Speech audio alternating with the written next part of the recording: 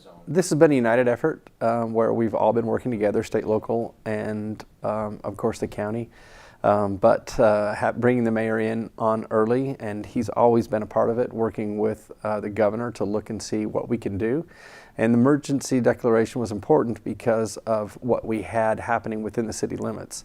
And he can speak more specifically to that, but it was to give us the tools that we need to be able to keep the citizens of Yuma safe and to be able to keep people where they're safe so that they can be processed by Border Patrol. Why do you feel like the proclamation came now? Because we've seen so many crossings throughout the fall. What specifically now prompted that type of action?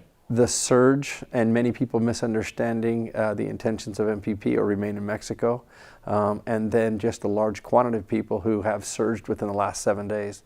You've seen unprecedented numbers coming across, which were only really 300 or 400 more than our highest averages that we had during the last few months, but it overwhelmed the ability of federal law enforcement to process these people and to be able to get them out of Yuma.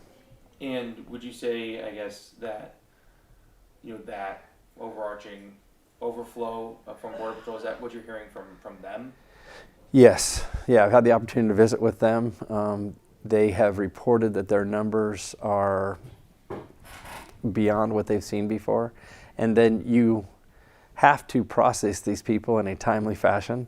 And imagine a facility that is meant for 900 housing 3,000 to 4,000 people, and as they do these interviews, as they process their fingerprints, they're trying to determine lots of information about these people, whether or not they're bad actors, which for the most part the people who are coming and voluntarily turning themselves in aren't necessarily bad actors. Those people are coming in other areas of the border. That's happening a lot out east, where their forces have been augmented by the National Guard being the eyes and the ears, going after those people who are smuggling, the smugglers, and especially the hard narcotics. And those numbers are up significantly over this week. I mean, they're, I think, 400 or 500% higher than what they were the previous week, just simply because they've augmented their efforts to go in and focus on those areas, while the area along the west has been primarily used as a corridor for people coming across. Yeah, and Border Patrol told us that they're up to 48,000 apprehensions since October 1st, which is over 8,000% increase from Yes. this time last year. So it's definitely a huge bump. Is something that Mayor Nichols told me last night that Border Patrol won't tell me either way on. I'm curious if you heard this, is that part of the reason why Mayor Nichols, I think, unless I misunderstood him, made the emergency proclamation was because some of the migrants who are turning themselves in, like you said, that aren't even necessarily bad actors, but because there's so many, they're not being processed correctly and they are being released without a legal status. Correct, just because of the sheer numbers. So, and are you hearing that from Border Patrol? Yeah.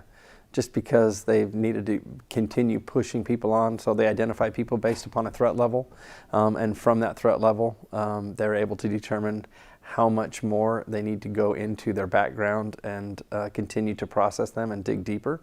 Just because of the sheer numbers, they've been pushed through. So we have an additional 110 people coming next week to augment the situation as far as give them the backup that they need and to be able to continue to put people back on the border, boots on the ground, and allowing them to do the national security threat assessment that they do on the ground every day, and we're so grateful for. What do you think is next? Mayor Nichols was like, I hope the proclamation is a short-term solution, so maybe Yuma gets some of the assistance it needs through that, but then there's also just the problem itself. So from your perspective, what comes after this? We certainly appreciate everything that Governor Ducey has done and giving us additional resources. We're working with Senator Kelly and Senator Sinema's office. They both communicated with us yesterday, and they intend to ask the White House to apply additional pressure. They both told me that they were going to speak with Secretary Mayorkas yesterday.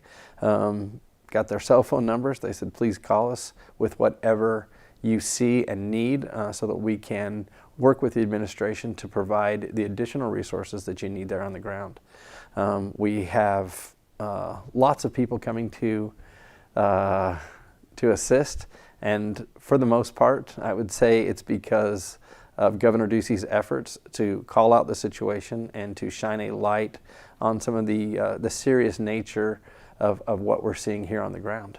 Something you said earlier to me was about MPP Mm-hmm. and maybe the proclamation because of the uncertainty around MPP. Have you heard anything about when the policy could come to the Yuma sector?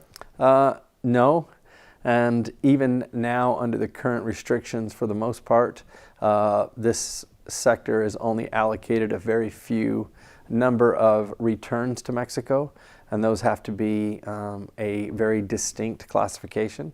I do not have, and I'm not privileged to that information, but they're able to return specific people. The rest are processed as criminals, or the rest are processed as asylum seekers. But here in Arizona, we get primarily, on average, 95% Section 8, where they have to be processed. They have to be given a court date. In Mexico, many of those were Title 42, where they were able to be returned and expelled almost immediately. And I just want to circle back again just to confirm, from what you understood from Border Patrol, there have been people who do not have legal status technically in the country who have been released by them based on an initial threat assessment, and due to the high numbers, they just haven't been able to dig deeper? No, they've all been processed. Okay. All their fingerprints have been taken. They've been processed the correct way. I don't doubt that is happening. It's just the sheer numbers. They're probably having to expedite those procedures.